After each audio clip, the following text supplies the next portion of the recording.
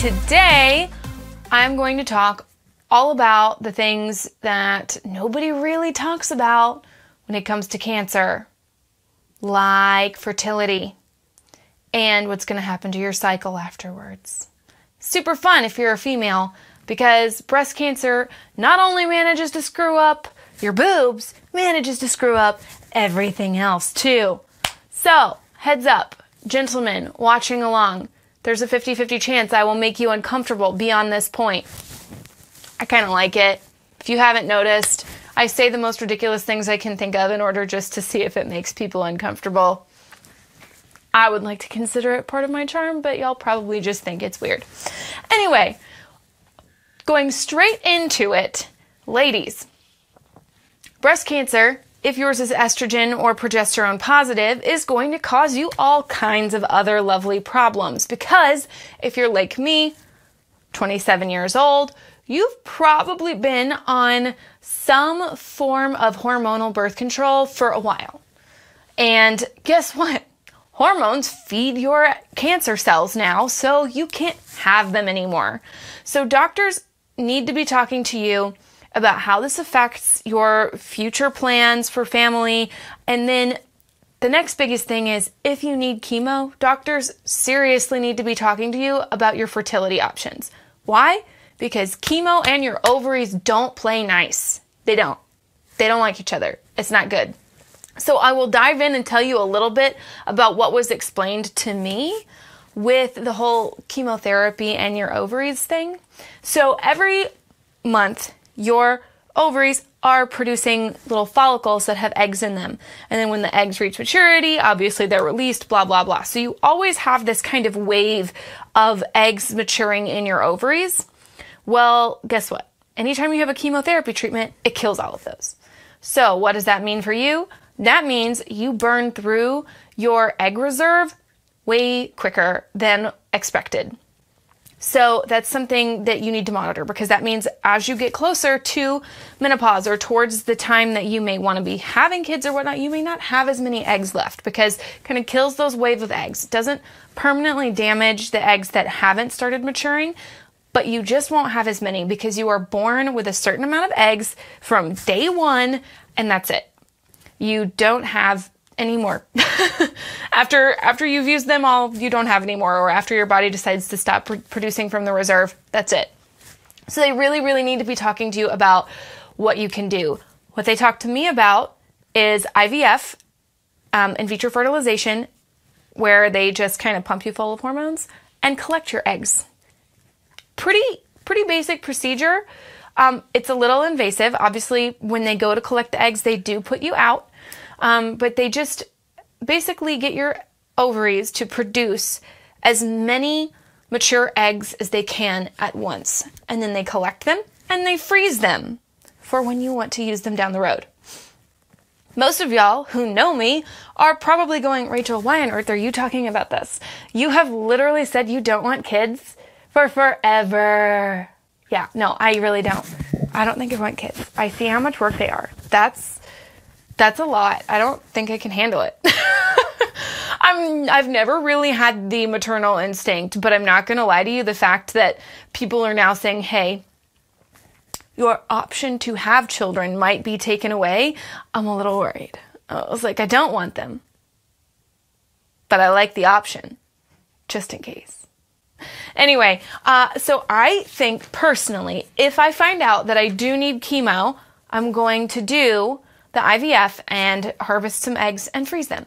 So this is not a cheap process, unfortunately, and insurance does not always cover it, which is really frustrating for young females, because it's kind of unfair that, you know, you're going through chemo, one, which the insurance will cover, but then two, hey, we're killing half your eggs, so good luck having kids later.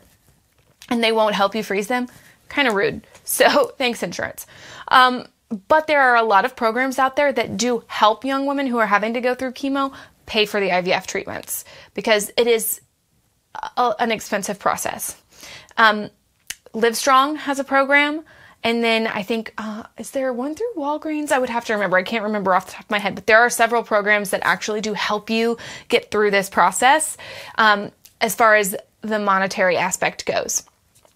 So besides chemotherapy for my lovely breast cancer patients out there, also tamoxifen, because if you are estrogen positive cancer like I am, the main course of treatment for you will probably be an extended period of taking tamoxifen, which is just a pill you take every day, and it is a selective estrogen blocker that keeps breast tissue and very densely estrogen-sensitive tissue from being able to absorb as much estrogen, so that if there is anything else trying to develop, oh hey, it can't get the estrogen that it needs to grow.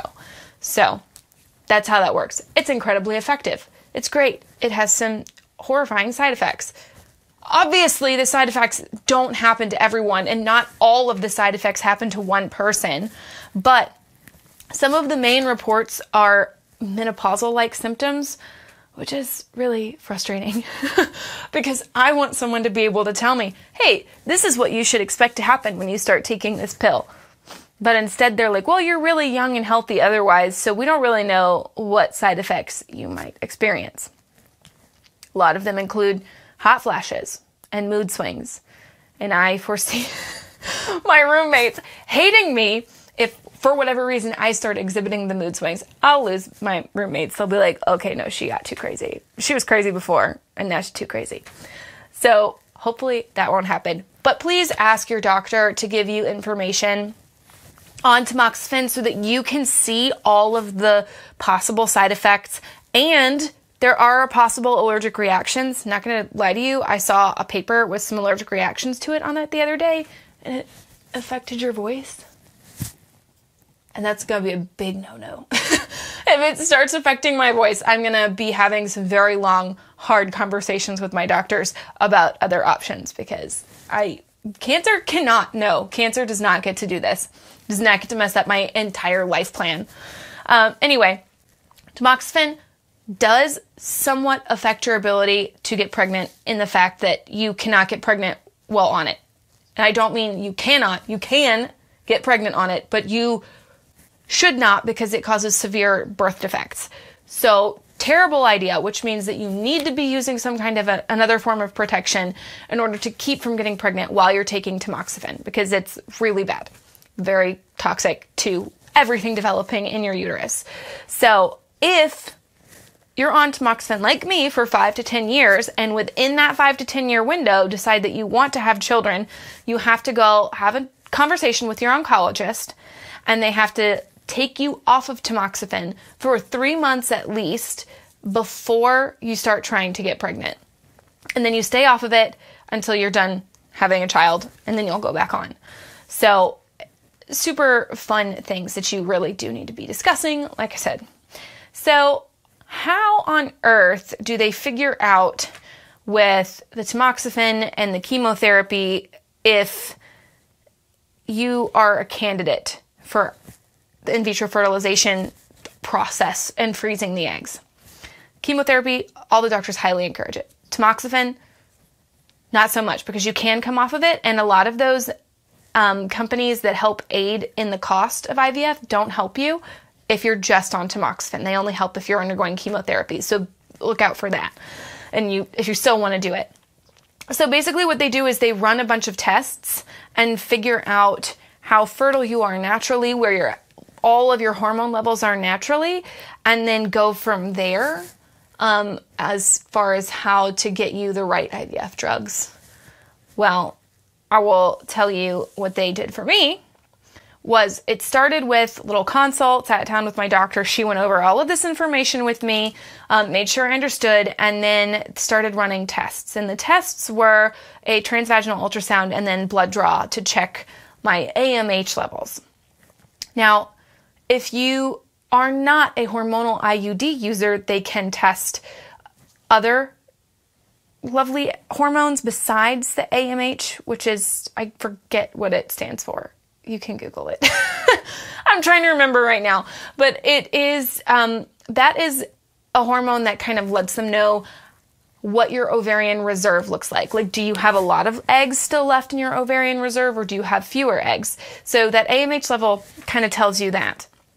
The other hormone levels, they can see kind of how healthy you are in your cycle, but it is cycle dependent. So if you have a hormonal IUD and you don't have like you don't know where you are in your cycle because you don't have periods, then they have to test the AMH levels. So they tested my AMH levels because I had been a Mirena IUD user for 4 years. So they go and they test my AMH levels and they call me and they're like, hey, so we got your transvaginal ultrasound back and your AMH levels. Your AMH levels are low. They're lower than we would like to see, especially in someone your age. Not just low in general, like mine are below what is normal at all for women in reproductive years. So I was like, oh, great. All right, well, that's fun. And then she was like, and we could only find one ovary. What? Where's my other ovary? What? Are you kidding? She's like, don't worry. It's not uncommon for the left ovary to just hide because there's a lot of other organs that kind of lay down on that left side, and they all kind of come in and attach from the left there. So they couldn't find mine that day. It was just not visible. So they only had one ovary to measure. And they're like, oh, by the way, it only had 2 mature follicles and 1 like developing follicle. And I was like, okay, well, that's low too. And I was like, I have literally fought myself into low fertility. My really good friend Kyle was like, you should write a coffee table book on mind over matter because you've been telling people for as long as I've known you that you don't want kids. And congratulations, you've managed to think yourself into that as being a low probability. I was like, yeah, I should write a book about it. No, it's kind of scary. So they decided, in my case, to go ahead and try and test for those other levels of hormones as well, just to see if they couldn't get a more full picture, even not knowing where I was in my cycle. Called me up a couple days ago and they said, all of those hormones are totally normal. And I was like, okay, so that means that I now have to go in for another visit in January. I already had it scheduled because that is if I need chemotherapy, I'm going to this appointment to start getting the IVF treatments. But it is now also I'm going to this appointment because apparently I have a low ovarian reserve and we might need to be thinking about freezing eggs anyway because I might just not have that many. Don't know. We'll find out. So those are kind of the steps. They walk you through, you sit down, have a consult, take you for some testing, check you out, make sure you're good, you're healthy as far as your reproductive levels go, and then they set you up for what you need. So fertility things kind of covered. Here comes the part that might get a little uncomfortable for some people because this is the part I'm losing my mind. I'm actually losing my mind. I've told every doctor this and they're like, you are a very strange person. And they kind of look at me funny, but it's okay. Like I said, I had a Mirena IUD for 4 years and I loved it. Whole heart, I loved it. Greatest invention on the face of the planet. First 3 to 6 months was a little uncomfortable, a lot of random spotting, a little bit of discomfort as far as cramping. 6 months out, stopped having periods altogether. Hadn't had one in 3.5, almost 4 years. But guess what? Mirena is hormonal. So my stinking boob has made it impossible for me to keep my hormonal IUD because doctors are terrified that it might affect your cancer's growth. Well, there's not a whole lot of research to back that up because IUDs are very, very low dose hormone and they stay mostly in your uterus. Very small chance it does become systemic and can affect other things in your body. So they take it out. What does that mean for you? Okay, so you've been on the pill probably since a very young age. You might have tried an IUD, you might have tried several other options, but for the most part, when it comes to birth control and controlling heavy cycles or anything like that, women's options are hormonal birth controls. Well, if you can't have hormones, your options are incredibly limited. Your options are typically just use of condoms, diaphragms, spermicide, things like that. Okay, that's fine. That's all good and dandy. But if you want something that, if I just want to be able to know that, like, I'm good, I'm taking care of this. Also, I hate periods and I never want one back again because I have no life without them now. But that's not a possibility. So the main thing doctors will tell you to do is have a copper IUD, which in the United States, there is one brand available, Paragard. It's the same size as a Mirena. So it was, not a terrible process for me as far as swapping them, which I did a couple days ago. But Paragard comes with some semi-terrifying side effects. So if you are like me in the shoes of having to come off of your hormonal birth control and switch to the only form of non-hormonal that there is for you as the woman to be in charge of, don't read the internet, because the copper IUD's internet satisfaction rating is horrible. There's like 3 good reviews of this on the internet, which is incredibly frustrating. And I realize that the internet is typically where people go to just like talk about how terrible their experiences with something were. Like, nobody leaves good reviews. If you liked something, you don't go out of your way to get on the internet and be like, I loved this. I'm going to do that for Mirena. I will go out of my way to be like, I loved this. Everybody use it. Paragard, on the other hand, you have to really search for people who have had good experiences with it.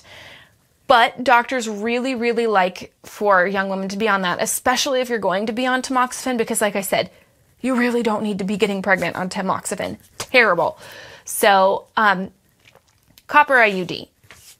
I have had a meltdown literally in the office.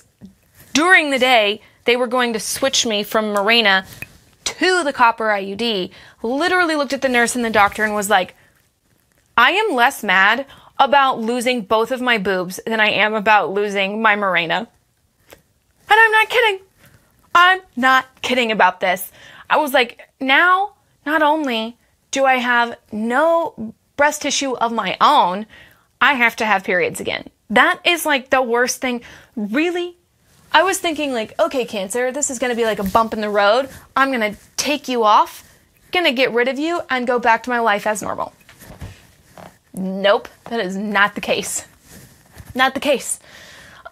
Tamoxifen for 5 to 10 years might make me semi-menopausal, and then now this copper IUD might make my periods heavier and more crampy. Nobody knows. I went out of my way to find people who used Paragard for a long time and kept it and talked to them why they liked it. I actually found some decently good reviews from people that I know. So that was encouraging.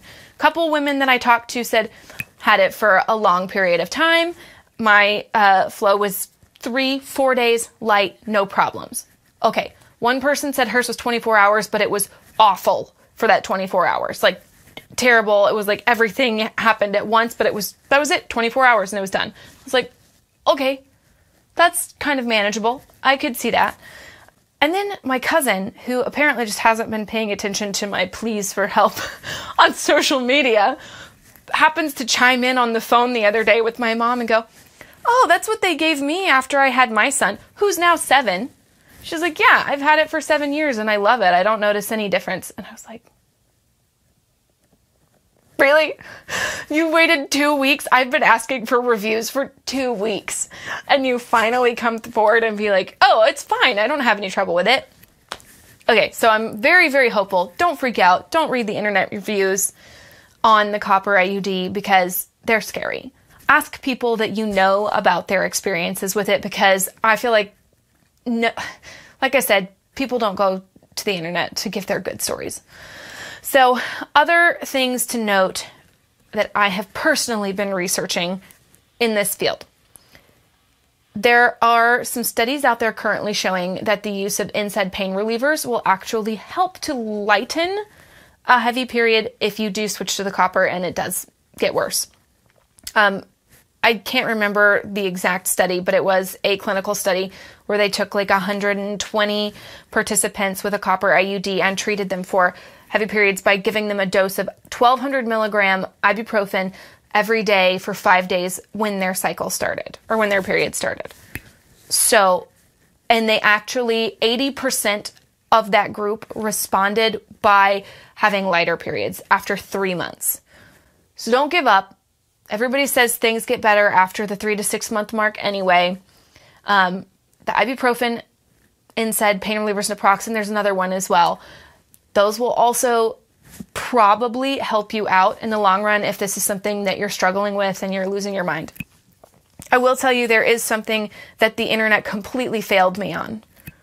Completely 100% failed me. So if you are watching this and you have experience with this, please help me. Because I have no idea what to expect. I could not find a single thing in the depths of the vast internet. I probably spent like 7 hours on Google yesterday. I kid you not. I was on my phone the whole day Googling things.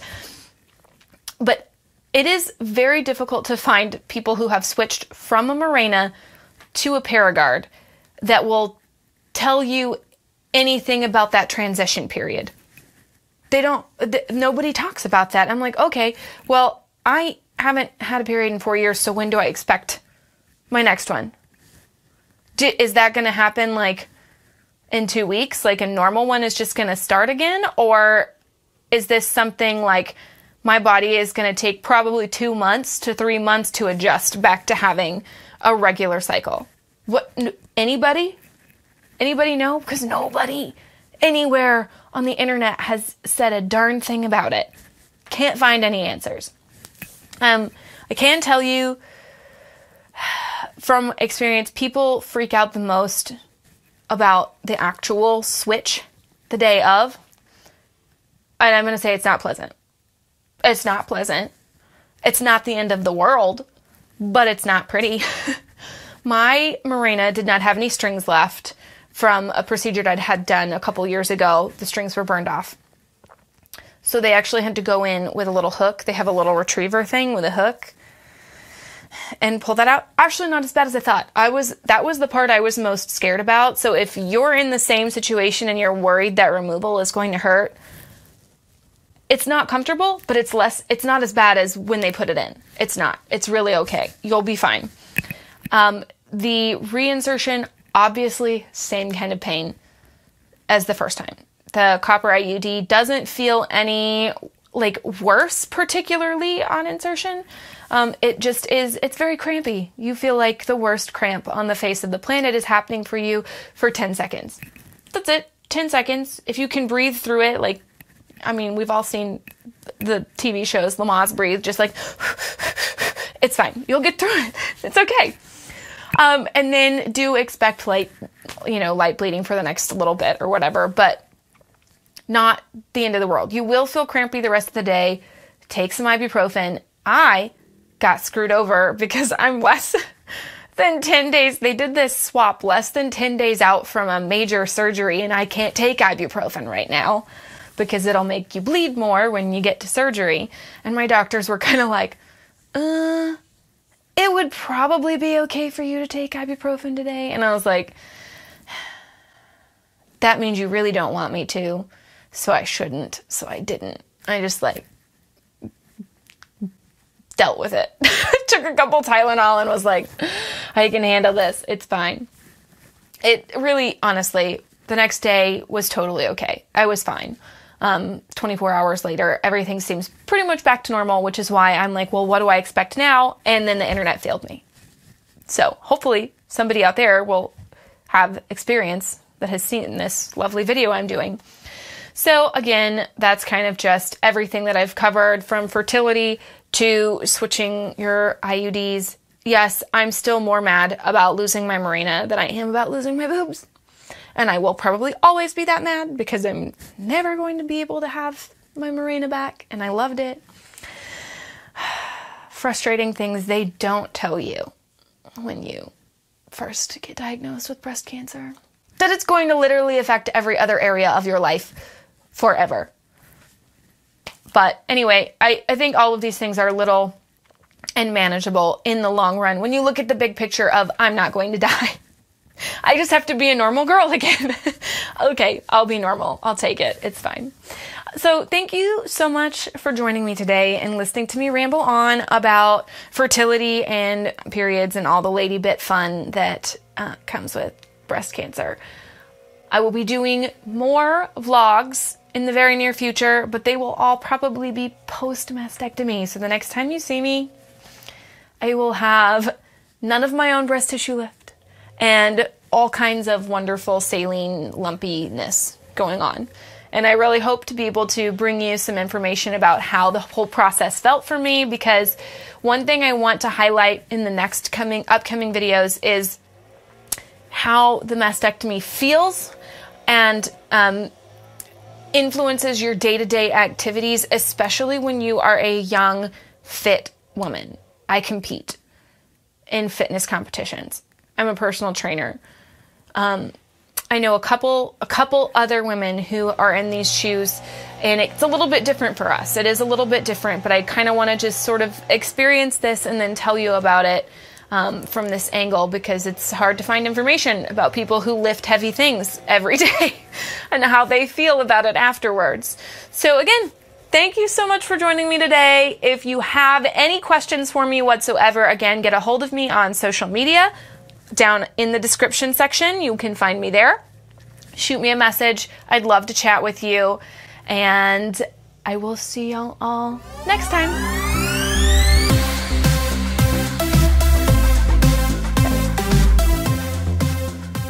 Oh, you're still there? Okay, so if you like this video, you know what to do. Please like and subscribe to my channel. And if you have any questions, again, leave them in the comments. Find me on social media. I would love to have a conversation with you and do my best to answer all of your crazy questions.